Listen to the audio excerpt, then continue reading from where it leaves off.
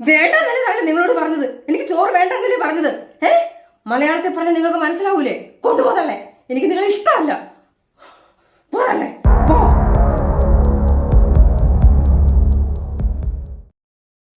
കടലമാവ് വാങ്ങിയാലോ?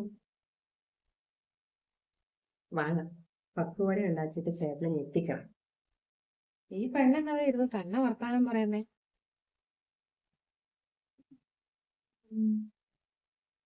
വേണ്ട, നല്ല വിലയാവും, പാവമല്ലേ.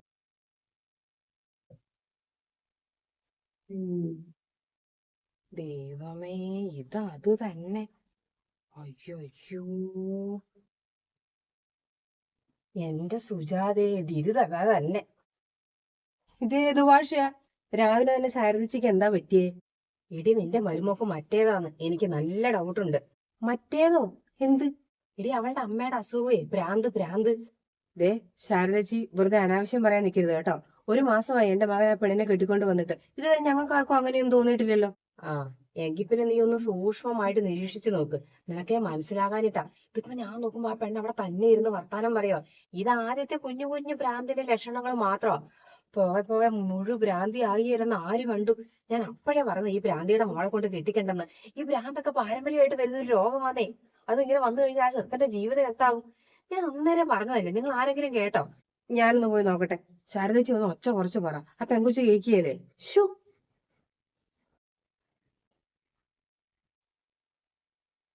എന്താ മോളെ തനിച്ചിരുന്ന് സംസാരിക്കുന്നേ? ഇന്ന് ഷോപ്പിങ്ങിന് പോവാന്ന് കിരണേട്ടൻ പറഞ്ഞിട്ടുണ്ടമ്മേ. അപ്പൊ വാങ്ങിക്കേണ്ട സാധനങ്ങളുടെ ഒക്കെ ഒരു ലിസ്റ്റ് തയ്യാറാക്കാൻ പറഞ്ഞു. അപ്പൊ ഞാൻ എങ്ങനെ എഴുതുക? അമ്മയ്ക്ക് എന്തെങ്കിലും വേണോ? അല്ലെങ്കിൽ ഒരു കാര്യം ചെയ്യ, അമ്മയും കൂടി വാ. ഓ, എനിക്കൊന്നും വേണ്ട മോളെ, നിങ്ങൾ പോയിട്ട് ആവശ്യമുള്ള സാധനങ്ങളൊക്കെ വാങ്ങിയിട്ട് വാ. എന്നാ പിന്നെ മോളെ എഴുതിക്കോ. ആ, ഡി, എന്തായി? ഞാൻ പറഞ്ഞത് നേരല്ലേ? എന്റെ പൊന്നി ചേച്ചി, ആ കൊച്ചു കുറച്ച് കഴിയുമ്പോ അവന്റെ കൂടെ സാധനങ്ങൾ വാങ്ങാൻ വേണ്ടി ടൗണിലേക്ക് പോകുന്നുണ്ട്. അപ്പൊ അതിന് മേടിക്കേണ്ട സാധനങ്ങളുടെ ലിസ്റ്റ് എഴുതുന്നതാ. അന്നേരം അതിങ്ങനെ ആലോചിച്ച് എന്തെങ്കിലുമൊക്കെ പറയുന്നതായിരിക്കും. ചുമ്മാ വേണ്ടാതിനെ പറയല്ലേ ഇനി. ഓ, ഇങ്ങനെയുണ്ടോ ഒരു സാധനങ്ങളുടെ ലിസ്റ്റ് എഴുത്ത്? ഞാനിത് ആദ്യമായിട്ടും കാണുക. നവരസങ്ങൾ മൊത്തം മുഖത്ത് കാണിച്ചുകൊണ്ട് പിന്നെ മേടിക്കേണ്ട സാധനങ്ങളുടെ ലിസ്റ്റ് ഒക്കെ എഴുതുന്നത് ഞാനിങ്ങനെയൊന്നും കണ്ടിട്ടില്ല. അയ്യോ അയ്യോ. ആ, പറഞ്ഞിട്ട് മനസ്സിലാകുന്നില്ലെങ്കിൽ നീ അനുഭവത്തിൽ വരുമ്പോ പഠിച്ചോളും. എന്തായാലും നീ ഒന്ന് സൂക്ഷിച്ചോ. എന്റെ ചേച്ചി ഓരോന്ന് പറഞ്ഞു പറഞ്ഞ് എന്നെ കൂടി ഇങ്ങനെ പേടിപ്പിക്കാതെ. ഓ, ഈ ചേച്ചി പേടിപ്പിച്ച മനുഷ്യനെ കൂടെ കൊല്ലുമല്ലോ. ഓ, എന്റെ പെങ്കൊച്ചേ, നീ ആ മഴ മൊത്തം നനഞ്ഞല്ലോ. എന്നാ തല തൂക്ക്, നന്നായിട്ട് അങ്ങോട്ട് തോർത്തില്ലെങ്കിൽ പനി പിടിക്കും. അല്ലെങ്കിലേ മഴ നനഞ്ഞാൽ പെട്ടെന്ന് പനി പിടിക്കുന്ന പെങ്കൊച്ച. അങ്ങനെ അങ്ങ് നനഞ്ഞൊന്നും ഇല്ലമ്മേ, ചെറുതായിട്ട് ഇങ്ങനെ നനഞ്ഞതേ ഉള്ളൂ. നീ എന്തോ വന്നിട്ട് പ്രധാനപ്പെട്ട കാര്യം പറയാനുണ്ടെന്ന് പറഞ്ഞില്ലേ? എന്തു കാര്യമാടി? ആ, പറയാം. എന്തിയേ? അമ്മയുടെ മരുമോൾ എന്തിയേ? അവര് രണ്ടുപേരും കൂടി ഒന്ന് പുറത്തു പോയി, കുറച്ച് സാധനങ്ങളൊക്കെ വാങ്ങാനുണ്ടെന്ന് പറഞ്ഞേ. അമ്മ എന്റെ കൂട്ടുകാരി സവിതേനെ അമ്മയ്ക്ക് അറിയത്തില്ലേ? അവളുടെ ചേച്ചീനെ ബബിതേനെ അറിയോ? ആ, നമ്മൾ പോയതല്ലേടി ആ പെങ്കുച്ചിന്റെ കല്യാണത്തിന്, നമ്മൾ രണ്ടുപേരുടെ അല്ലേ പോയത്? ആ, അത് തന്നെ അത് തന്നെ. അവളുടെ ചേച്ചിയെ സൂയിസൈഡിന് ശ്രമിച്ചു. അയ്യോ, എന്നിട്ടോ? എന്നിട്ട് ഹോസ്പിറ്റലിലാ, വേറെ കുഴപ്പമൊന്നുമില്ല. ഇപ്പം ICUലാ ഉള്ളത്. പക്ഷേ എന്താടി നീ കാര്യം പറ, മനുഷ്യനെ പഠിപ്പിക്കാതെ. അമ്മേ, ബബിത ചേച്ചിക്ക് 1 വയസ്സുള്ളൊരു കൊച്ചുണ്ടായിരുന്നു. ആ കൊച്ചിനെ കഴുത്തിനിരിച്ച് കൊന്നു കളഞ്ഞമ്മേ. എന്നിട്ടാ ഈ ചേച്ചി ആത്മഹത്യക്ക് ശ്രമിച്ചത്. എന്റെ ദൈവമേ, മഹാഭാവി. അവക്ക് എങ്ങനെ തോന്നി ഇങ്ങനെ ഒരു പാതകം ചെയ്യാൻ വേണ്ടിട്ട്? അത് പിന്നെമ്മേ, അവളുടെ ചേച്ചിക്ക് ഭ്രാന്തായിരുന്നെന്ന്. ഞാനിത് അറിഞ്ഞിട്ടേ ഇല്ല. അവൾ ഇന്ന് വരെ എന്നോട് ചേച്ചിക്ക് ഇങ്ങനെ ഒരു കുഴപ്പമുള്ളത് പറഞ്ഞില്ല. കല്യാണം കഴിപ്പിച്ചപ്പം പറയാതെ പോലും കെട്ടിച്ചത്. കല്യാണം കഴിഞ്ഞൊക്കെ ശരിയാവുമെന്ന് വിചാരിച്ചെന്ന്. ചെറിയ തോതിലേ ഉണ്ടായിരുന്നുള്ളെന്നാ പറഞ്ഞത്. അപ്പൊ അങ്ങനെയാണ് കെട്ടിച്ചു വിട്ടത്. എനിക്ക് ഇത് കേൾക്കുമ്പോഴേ ദേഷ്യം വരുന്നത്. എന്തിനും ഏതിനുള്ള പരിഹാരമാണ് കല്യാണം. ഒരുത്തർ കുടിച്ച് അലമ്പായി നടന്നാൽ ഉടനെ പറയും അവനെ അങ്ങ് കെട്ടിക്കാം, കെട്ടിക്കഴിയുമ്പോ അങ്ങ് അവനങ്ങ് ശരിയാകും. ഇതല്ല കല്യാണം എന്ന് പറഞ്ഞിട്ട് ഇത് വല്ല ദുർഗുണ പരിഹാര പാഠശാലയോ ആണോ? എന്തായാലും ചെറുക്കന്റെ വീട്ടുകാരോട് ചെയ്തത് വലിയ ചതി തന്നെയാ. കല്യാണം കഴിഞ്ഞ് പ്രസവം കഴിഞ്ഞപ്പോഴാ പിന്നെ തിരിഞ്ഞെന്നാ പറഞ്ഞത്. എന്തായാലും കൊച്ചിന്റെ കാര്യം കഷ്ടമായി പോയി. അമ്മ, എനിക്ക് ചെറിയ പേടി തോന്നുന്നു അമ്മേ. പേടിയോ? എന്തിന്? പേടിയെന്ന് പറഞ്ഞാല് എന്റെ നാത്തൂന്റെ കാര്യം ഓർത്തിട്ടാ. കാര്യം ചേട്ടത്തിയുടെ അമ്മയ്ക്ക് ഇങ്ങനൊരു അസുഖം ഉണ്ടല്ലോ. ഇനിയിപ്പൊ എങ്ങാനും അത് ചേട്ടത്തിക്ക് പാരമ്പര്യമായിട്ട് കിട്ടുമോന്ന് ഓർത്തിട്ടാ എനിക്ക്. ഇപ്പൊ കുഴപ്പമൊന്നുമില്ല. പിന്നെ ഭാവിയിൽ ഗർഭിണിയാകുകയും പ്രസവിക്കുകയും ഒക്കെ ചെയ്യുന്ന ഒരു അവസ്ഥ വരുമ്പോഴേ എന്താകൂന്ന് ഓർത്തിട്ട് എനിക്ക് ആകെപ്പാടെ ഇത് കേട്ടിട്ട് ഒരു ടെൻഷൻ പോലെ. ദൈവമേ, എടി മോളെ, എന്താ അമ്മേ? ഒന്നുമില്ല, ഒന്നുമില്ല. എന്തായാലും ഒന്ന് ശ്രദ്ധിക്കണം അമ്മേ. ചേട്ടന്റെ ജീവിതത്തിന്റെ പ്രശ്നമല്ലേ. എന്റെ ദൈവമേ, ശാരദേച്ചിക്കാണെങ്കിൽ അങ്ങനെ ഒരു സംശയം തോന്നുകയും ചെയ്തു. ഇനി എനിക്ക് തോന്നാഞ്ഞിട്ടാണോ? അങ്ങനെ വലിയ കുഴപ്പമുണ്ടോ? ഇതാമ്മേ, ഇതെന്താ മോളെ? ഇതെന്താ? ചുരിദാറാ. അമ്മ ചുരിദാർ ഇട്ട് നോക്കി എങ്ങനെയുണ്ടെന്ന് അറിയാലോ. അയ്യോ എന്റെ പൊന്നു കുഞ്ഞെ, അമ്മ ഇതുവരെ ചുരിദാറൊന്നും ഇട്ടിട്ടില്ല. ഷോ, അമ്മ സാരിയല്ലേ കൊടുക്കുന്നത്. ഇന്നേ വരെ ചുരിദാർ ഇട്ടിട്ടില്ല. എനിക്ക് വേണ്ടായിരുന്നു കുഞ്ഞെ, വെറുതെ കാശ് കളയണ്ടായിരുന്നു. മോക്ക് വേണേ മേടിച്ചാ പോരായിരുന്നോ? എന്റെ അമ്മ ഇപ്പൊ ആരാ സാരിയൊക്കെ വലിച്ചു ചുറ്റിക്കൊണ്ട് നടക്കുന്നത്? എല്ലാരും ചുരിദാറാക്കി. പ്രായമുള്ള സ്ത്രീകൾ പോലും ഇപ്പൊ ചുരിദാർ ഇടുന്നേ. അതിന് ഇട്ടോണ്ട് നടക്കാൻ വേണ്ടിട്ട് സുഖം. പിന്നെ അമ്മ ഇടാത്തത് കൊണ്ടാ ചെറിയൊരു ബുദ്ധിമുട്ട് തോന്നുന്നേ. ഒരു പ്രാവശ്യം അമ്മ ചുരിദാർ ഇട്ട് നോക്കി, പിന്നെ ഒരിക്കലും സാരി എടുക്കാൻ നിൽക്കൂല. അതുകൊണ്ടിട്ടേ ഇട്ട് നോക്ക്. ഞാൻ വേഗം കൊണ്ടുവച്ചിട്ട് വരാം. ഷോ, എനിക്ക് ചുരിദാർ ഇടാൻ മടിയാ. കാര്യം ബിന്ദുവിന്റെ അമ്മണിയൊക്കെ ചുരിദാർ ഇടാൻ തുടങ്ങി. എന്നാലും ഇത് തന്നെയാ അമ്മേ. ചുരിദാർ ഇടാത്ത അമ്മയ്ക്ക് ചുരിദാർ വാങ്ങിക്കൊണ്ട് വരുന്നു. ഒരു ബോധമില്ലാതെ മേടിക്കുന്നത് പോലെ. ഇത് തന്നെ അസുഖം ചെറുതായിട്ടുണ്ടമ്മേ. നമ്മൾ മേടിക്കണം. അയ്യോ എന്റെ ദൈവമേ, ഞാൻ അങ്ങനെയൊന്നും ചിന്തിച്ചു പോലും ഇല്ലടി. ഷോ, ചുരിദാറിന്റെ കാര്യം ഓർത്തിട്ട് അമ്മ പേടിക്കണ്ട. അത് ഞാൻ ഇട്ടോളാം. നീ നന്നേക്ക്. എന്നാ നല്ല കളറാന്ന് തോന്നുന്നു. ഞാൻ ഇട്ടോളാം. ദീപ എപ്പോഴാ വന്നേ? ഞാൻ ഇപ്പൊ എത്തിയതേ ഉള്ളൂ. ആണോ? ദീപ വരുന്ന കാര്യം എനിക്ക് അറിയില്ലായിരുന്നു. അതുകൊണ്ടാ ദീപയ്ക്ക് വേണ്ടിട്ട് ഒന്നും വാങ്ങാതിരുന്ന കേട്ടോ. സോറി. അല്ല, അതിനെന്തിനാ സോറി പറയുന്നേ? അല്ല, ഞാൻ കഴിക്കാൻ പോലും ഒന്നും വാങ്ങാതെ വന്നില്ലേ. ഞാൻ ഓർത്തില്ലല്ലോ വരുന്ന കാര്യം. അമ്മയൊന്ന് വിളിച്ചു പറഞ്ഞാ മതിയായിരുന്നു. ഷോ, അല്ല, എന്തെങ്കിലും തെറ്റ് ചെയ്യുമ്പോഴല്ലേ നമ്മള് സാധാരണ സോറി പറയുന്നേ. അതുകൊണ്ട് ചോദിച്ചതാ. ഓ എന്റെ ദൈവമേ, ഞാൻ ഇനി ഒരിക്കലും സോറി എന്ന് പറയൂല. പോരെ, ഒരു സാധനം എടുത്തിട്ട് വരാം എനിക്ക്. കണ്ടോ അമ്മേ, ആ സംസാര രീതി കണ്ടോ? ഇതിപ്പോ സോറി പറയേണ്ട ഒരു ആവശ്യം ഇല്ലല്ലോ. പക്ഷെ വായി തോന്നുന്നതൊക്കെ ഇങ്ങനെ എടുത്ത് പറയുക. ഇതൊക്കെ ഭ്രാന്തിന്റെ ലക്ഷണങ്ങൾ തന്നെ. ആണോ? ആ, പിന്നെ അല്ലാതെ. ഒന്ന് സൂക്ഷിക്കണം. ഷോ, മനുഷ്യന്റെ മനസമാധാനം പോയല്ലോ ദൈവമേ. ഒന്നും കൂടി ഒന്ന് ശരിക്കും അവിടേക്ക് ഒന്ന് അന്വേഷിച്ചിട്ട് മതിയായിരുന്നു കല്യാണം. ഓഫ്, എവിടെയെന്നൊരു കല്യാണമായി പോയോന്നാ ഇപ്പൊ. അമ്പലമുറ്റത്താനനിരുന്നു, പൊന്നിന്നെറ്റി പട്ടമണിഞ്ഞു, മുമ്പിലൊരാള് വിളക്കു പിടിച്ചു. മോളെ തീർത്തേ. ഇതേത് പാട്ടാ? അമ്മ ഇതുവരെ കേട്ടിട്ടില്ലല്ലോ. ഇത് പണ്ട് 1-ാം ക്ലാസ്സിൽ പഠിച്ച കവിത അമ്മേ. എനിക്ക് സിനിമാ പാട്ടുകളൊന്നും വലിയ ഇഷ്ടമില്ല, കവിതകൾ ഭയങ്കര ഇഷ്ടാ. ഓ എന്റെ ദൈവമേ, എന്റെ മോക്കാണെങ്കിൽ +2 പഠിച്ചത് പോലും ഓർമ്മയില്ല. ഈ 1-ാം ക്ലാസ്സിലെ പാട്ടൊക്കെ ഓർത്തു പാടുന്നത് വട്ടിന്റെ ലക്ഷണമാണോ? എന്താ മേലേക്കുന്നേ? ഒന്നുമില്ല മോളെ. നീ ഒന്നും പറയണ്ട സുജാതെ.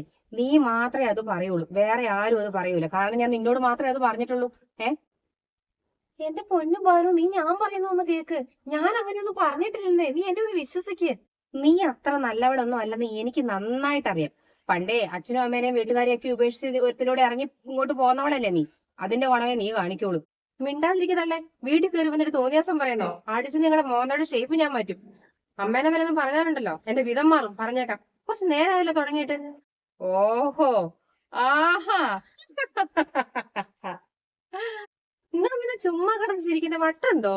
വട്ട് നിന്റെ അമ്മയ്ക്കല്ലേ, എനിക്കാണോ വട്ട്? അതുകൊണ്ടല്ലേ നീ ഇങ്ങനെ കിടന്ന് തിളയ്ക്കുന്നത്, വട്ടത്തിയുടെ മകളായതുകൊണ്ട്. അതെന്തായാലും പാരമ്പര്യമായിട്ട് ഇച്ചിരി നിനക്കും കിട്ടാതിരിക്കുന്നൊന്നും ഇല്ലല്ലോ. ഒന്ന് സൂക്ഷിച്ചോ സുജാതെ. മകനെ ഉറക്കത്തിലെങ്ങാനും വല്ല കഴുത്തും ചരിച്ചു കൊന്നാലും പറയാൻ പറ്റത്തില്ല. ഏത് എന്നാ ശരി, ഞാനങ്ങ് പോയേക്കുവാ. കേട്ടോടി വട്ടത്തിയുടെ മോളെ. അമ്മ, അവര് പറഞ്ഞത് കേട്ടോ അമ്മേ? എന്താടി അമ്മയ്ക്ക്? പറ്റിച്ച് എന്റെ മകനെ കിട്ടി ഈ കുടുംബത്തോട് വന്നിട്ട് എന്റെ മകന്റെ ജീവിതം തകർക്കാൻ ശ്രമിച്ചാലുണ്ടല്ലോ, നിന്നെ ഞാൻ വെറുതെ വിടൂല. പറഞ്ഞേക്കാം. തന്തേ പോലും കൂടെ കൊള്ളാലും. വട്ടുണ്ടെങ്കിലേ അടങ്ങി ഒതുങ്ങി വീട്ടിൽ ഇരിക്കണം. അല്ലെങ്കിൽ അല്ലാണ്ട് വല്ലവരെ തലയിലോട്ട് കയറുമല്ല വേണ്ടത്. അമ്മ എന്നോട് ഇങ്ങനെയൊന്നും പറയല്ലമ്മേ. എനിക്ക് നിന്നോട് വല്ലവരും പറഞ്ഞോ ഇപ്പൊ ഇങ്ങോട്ട് വന്നിട്ട് അവളോട് അത്രയും വർത്താനം പറയാൻ വേണ്ടിട്ട്? നിന്നെ ആരെങ്കിലും ഇങ്ങോട്ട് ക്ഷണിച്ചോ? ഞാനുമായിട്ട് എന്തെങ്കിലും പ്രശ്നം ഉണ്ടെങ്കിൽ എനിക്ക് തീർക്കാൻ അറിയാം. അതെങ്ങനെ പ്രാന്തങ്ങ് മൂത്തായിരിക്കും. അപ്പൊ തോന്നിക്കാണും ഇങ്ങനെയൊക്കെ പറയണമെന്ന്. എനിക്ക് നല്ല സംശയം നേരത്തെ ഉണ്ടായിരുന്ന. ശാരദയും ദീപമോളും എന്നോട് പറഞ്ഞതും. ഇതിപ്പോ നാട്ടുകാർ പറഞ്ഞു. ഇനിയിപ്പോ ചെന്ന എല്ലാവരോടും പറഞ്ഞു കൊടുത്തോളും. ഉഫ്, എന്റെ ദൈവമേ എന്തൊരു തലവിധിയായത്. ഉഫ്, ഭ്രാന്തിയുടെ മോളെ കെട്ടിയെടുത്തോണ്ട് വന്നിട്ട്.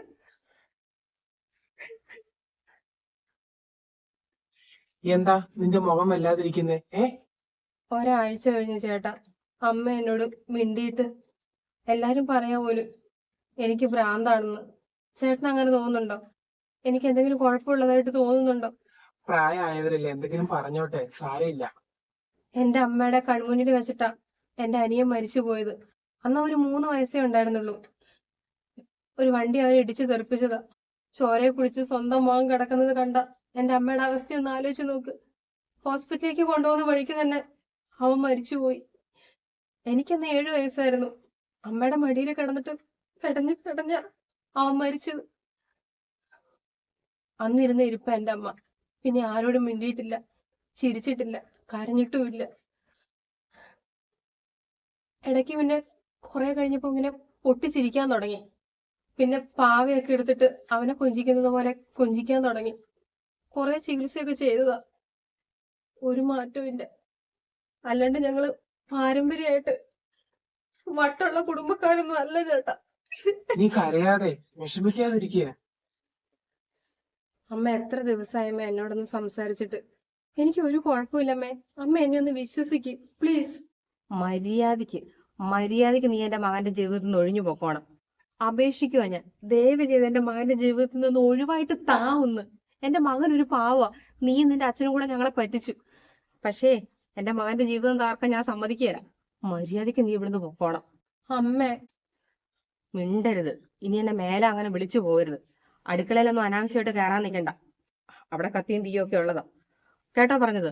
അതിനു മാത്രം എന്ത് തെറ്റാമ്മേ ഞാൻ ചെയ്തത്? ഞാൻ ചെയ്ത എന്തെങ്കിലും ഒരു മോശം കാര്യം അമ്മയ്ക്ക് ചൂണ്ടിക്കാണിച്ചു തരാൻ പറ്റുമോ? അമ്മ പറ, ഞാൻ എന്ത് തെറ്റാ ചെയ്തെന്ന് അമ്മ പറ. എനിക്കൊന്നും പറയാനില്ല. അങ്ങനെ അങ്ങ് പോകാനൊന്നും പറ്റൂലമ്മേ. ഞാൻ വലിഞ്ഞു കയറി വന്നതൊന്നുമല്ല. അമ്മയുടെ മകൻ എന്നെ അന്തസ്സായിട്ട് കല്യാണം കഴിച്ചു കൊണ്ടുവന്നതാ. അതുകൊണ്ടിട്ട് ഒരു കാരണമില്ലാതെ എന്റെ ഇവിടുത്തെ പറഞ്ഞു വിടാനൊന്നും നോക്കണ്ട. അല്ലെങ്കിൽ അമ്മേന്റെ മകൻ പറയട്ടെ എനിക്ക് എന്തെങ്കിലും കുഴപ്പമുണ്ടെന്ന്. കിരണേട്ടൻ പറഞ്ഞാൽ ഞാൻ ഇവിടുന്ന് പൊക്കോളാം. അല്ലാതെ വേറെ ആര് പറഞ്ഞാലും ഞാൻ പോവില്ല. ഇതത് തന്നെ. ഇപ്പൊ എനിക്ക് 100% ഉറപ്പായി. ഇത്ര പെട്ടെന്ന് അവളുടെ ഭാവം അങ്ങോട്ട് മാറിയത്. എന്റെ അമ്മ. അയ്യോ എന്റെ അയ്യോ. എപ്പോ? ഏത് ഹോസ്പിറ്റലിലാ? എന്നിട്ട് ഇപ്പോഴാണോ നിങ്ങൾ വിളിക്കുന്നത്? ആ ഞാൻ വരുന്നു. എടാ ദീപമോള് തലയിടിച്ച് വീണെന്ന്. ബോധം ഇതുവരെ തെളിഞ്ഞിട്ടില്ലെന്നാ പറഞ്ഞ. ആശുപത്രിയിൽ ICU കിടത്തിയേക്കുവാ. രാവിലെ വീണതാണോ മോനെ? എന്നിട്ട് ഇപ്പോഴാണ് വിളിച്ചു പറയുന്നത്. നീ വേഗം വാ, നമുക്ക് പോവാം. നമുക്ക് വേഗം ഇറങ്ങാം. ആ ഇച്ചിരി ചോറ് കഴിക്കും മോളെ. വേണ്ട, എനിക്ക് വേണ്ട. അങ്ങനെ പറയല്ലേ. അമ്മയുടെ മോള് രാവിലെ മുതൽ ഒന്നും കഴിച്ചിട്ടില്ലല്ലോ. വിശക്കുന്നില്ലേ? ഇച്ചിരി ചോറ് കഴിച്ചേ. അമ്മ വാരി തരട്ടെ? വേണ്ടാണ് നിങ്ങളോട് പറഞ്ഞത്. എനിക്ക് ചോറ് വേണ്ടെന്നല്ലേ പറഞ്ഞത്? മലയാളത്തിൽ പറഞ്ഞ നിങ്ങൾക്ക് മനസ്സിലാവൂലേ? കൊണ്ടുപോകല്ലേ. എനിക്ക് നിങ്ങളെ ഇഷ്ടമല്ല. പോരല്ലേ, പോ. അമ്മയോട് ഇങ്ങനെയൊന്നും പറയല്ലേ മോളെ. ഞാൻ മോളുടെ പെറ്റ അമ്മയല്ലേ? മോളെ പ്രസവിച്ച അമ്മയല്ലേ?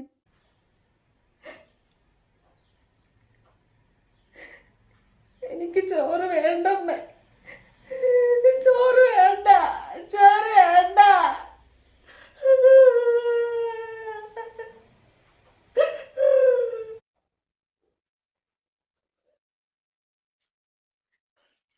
ചോറ് കഴിച്ചില്ലേ അമ്മ അവള്?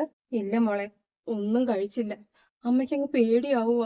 അമ്മ ഇങ്ങനെ ടെൻഷൻ അടിക്കാതമ്മേ.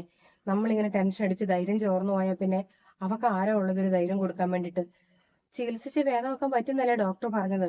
പിന്നെ ഒരു 6 മാസം അവിടെ പോയി നിൽക്കേണ്ടി വരും ഹോസ്പിറ്റലില്. അത് കുഴപ്പമില്ല, അവളുടെ കൂടെ ഞാൻ നിന്നോളാം. അവളെ ആരോഗ്യവതിയായിട്ട് പഴയതുപോലെ തിരിച്ചു കൊണ്ടുവരാൻ പറ്റുമെന്ന് എനിക്ക് അത്രയ്ക്ക് ഉറപ്പുണ്ട്. പക്ഷെ അമ്മ ഇങ്ങനെ സങ്കടപ്പെടാതെ ഒന്നും ഇരിക്കേ. എന്നാലും ഇങ്ങനൊരു അസുഖം വന്നപ്പോഴത്തേക്കും അവരെന്റെ മോളെ പെട്ടെന്ന് തന്നെ അങ്ങ് ഉപേക്ഷിച്ച് കളഞ്ഞല്ലോ. 1 മാസം നോക്കിയപ്പോ തന്നെ അവർക്ക് മതിയായി. 1 മാസം ചികിത്സിച്ചിട്ടും ഒരു മാറ്റവും കാണാത്തോണ്ടല്ലേ അവരിവിടെ കൊണ്ടാക്കിയത്. ആരും അവരുടെ ജീവിതം വെച്ചതും കളിക്കൂലമ്മേ. നമ്മളത് പ്രാക്ടിക്കലായിട്ട് ചിന്തിച്ചാൽ മതി. ആരെയും കുറ്റം പറയണ്ട. പിന്നെ ആർക്കും എടുത്താലും നമുക്ക് അവളെ മടുക്കൂലല്ലോ. നമ്മുടെ കുഞ്ഞല്ലേ. ചോറും കാണിക്കും, ഞാൻ കൊടുത്തോളാം. എന്നാ ദീപമോളെ, കുളിക്കണ്ടേ? കുളിച്ചില്ലല്ലോ. എന്നെ തീർത്ത കുളിപ്പിച്ചാ മതിയേ. തീർത്ത കുളിപ്പിച്ചാ മതി. തീർത്ത കുളിപ്പിച്ചോളാം കേട്ടോ. കുളിച്ചിട്ട് നമുക്ക് ചോറ് തിന്നാം. തീറ്റ ചോറ് തന്നാ മതി. ഓക്കെ, തീർത്ത ഭക്ഷണവും തരാം, കുളിപ്പിക്കുകയും ചെയ്യാം. പോരെ? ആ, തലേന് എനിക്കിഷ്ടല്ല. തലേന് ഇഷ്ടല്ല. ആന്നേ, തിരക്ക. നാളെ പോണം. നാളെ തുണിയെടുക്കാൻ പോകുന്നേ. ആ, ശരി എന്നാ ശരി. ആ മോളെ, തീർത്തേ. എന്താമ്മേ? ഞാനും ദീപയും കൂടി പുറത്തേക്ക് പോകാൻ വേണ്ടിട്ട് റെഡി ആയിക്കൊണ്ടിരിക്കുക. കല്യാണത്തിന് മുമ്പ് അവർക്ക് കുറെ സാധനങ്ങളൊക്കെ വാങ്ങാനുണ്ടല്ലോ. അപ്പൊ അത് ഞങ്ങൾ ഇപ്പൊ പോയി വാങ്ങിക്കൊണ്ട് വരാം. നീ ഇല്ലായിരുന്നെങ്കിൽ അമ്മ എന്ത് ചെയ്തേനെ മോളെ. ഭ്രാന്തിയാന്നും പറഞ്ഞ് ദീപം മോളെ ഭർത്താവിന്റെ വീട്ടുകാരും ഉപേക്ഷിച്ചു. എന്ത് ചെയ്യണമെന്ന് അറിയാണ്ട് ഞങ്ങളിങ്ങനെ നിന്നപ്പോ അവളെ കൊണ്ടുപോയി നീ ചികിത്സിച്ച് രോഗമൊക്കെ മാറ്റി തിരിച്ചു തന്നില്ലേ. ദേ ഇപ്പൊ നിന്റെ കൂട്ടുകാരിയുടെ അനിയനെ കൊണ്ടിട്ട് അവളെ കല്യാണം കഴിപ്പിക്കാനും പോവുമല്ലേ. എത്ര നല്ലൊരു ബന്ധമാ അത്. ഒക്കെ നീ കാരണമാ. ഞാൻ എങ്ങനെയാ മോളെ നിന്നോട് നന്ദി പറയേണ്ടത്? എന്തായാലും അവൾക്ക് നല്ലൊരു ബന്ധം കിട്ടി. അവരത്രയും നല്ല സ്നേഹമുള്ള ആൾക്കാരാ. എനിക്ക് കൊച്ചിലെ മുതൽ അറിയുന്ന കുടുംബക്കാരും അല്ലേ. അവളുടെ കഷ്ടകാലം കഴിഞ്ഞു എന്ന് ചിന്തിച്ചാൽ മതി. അവളുടെ ജീവിതത്തിൽ അവൾക്ക് ചെറിയൊരു കഷ്ടകാല സമയം വന്നു, അതങ്ങ് തീർന്നു. ഇനിയിപ്പോ നല്ല കാലമായിരിക്കും. അങ്ങനെ ചിന്തിച്ചാൽ മതി. എല്ലാവരുടെയും ജീവിതത്തിൽ ഉണ്ടാവുമല്ലോ നല്ല കാലവും മോശം കാലവും. ഇപ്പൊ എന്റെ മരുമോളെ നാട്ടുകാരും ബന്ധുക്കളും എല്ലാരും വാനോളം ഇങ്ങനെ പുകഴ്ത്തുന്നത് കേൾക്കുമ്പോ അമ്മയ്ക്ക് എന്തൊരു സന്തോഷമാണെന്നറിയോ. ആ സുധ എന്നോട് പറയാ, ഈ ലോകത്തിലെ ഏറ്റവും നല്ല പെൺകുട്ടീനെയാ നിനക്ക് മരുമോളായിട്ട് കിട്ടിയത്. അമ്മയ്ക്ക് എന്ത് സന്തോഷമായെന്നറിയോ. പിന്നെ ദീപമോക്ക് ഇങ്ങനെയൊക്കെ സംഭവിച്ചത് അത് ഞാൻ നിന്നോട് ചെയ്ത ദ്രോഹത്തിനും നിന്റെ മനസ്സ് വേദനിപ്പിച്ചതിനും ദേവി എനിക്ക് തന്ന ശിക്ഷയാ. അങ്ങനെ ഞാൻ ഇതിനെ കാണുന്നുള്ളൂ. മോൾ അമ്മയോട് എല്ലാത്തിനും ക്ഷമിക്കണം. അമ്മ ഇത് എത്രാമത്തെ പ്രാവശ്യം എന്നോട് ഇങ്ങനെ ക്ഷമ പറയുന്നേ? ഇനി എത്ര പ്രാവശ്യം കൂടെ പറയാൻ അമ്മ ഉദ്ദേശിക്കുന്നുണ്ട്? ഇതൊക്കെ എന്റെ കടമയാണ്, എന്റെ കുടുംബത്തിന് വേണ്ടിയാണെന്ന് മാത്രമേ ഞാൻ ചിന്തിച്ചിട്ടുള്ളൂ. കേട്ടാ പറഞ്ഞത്?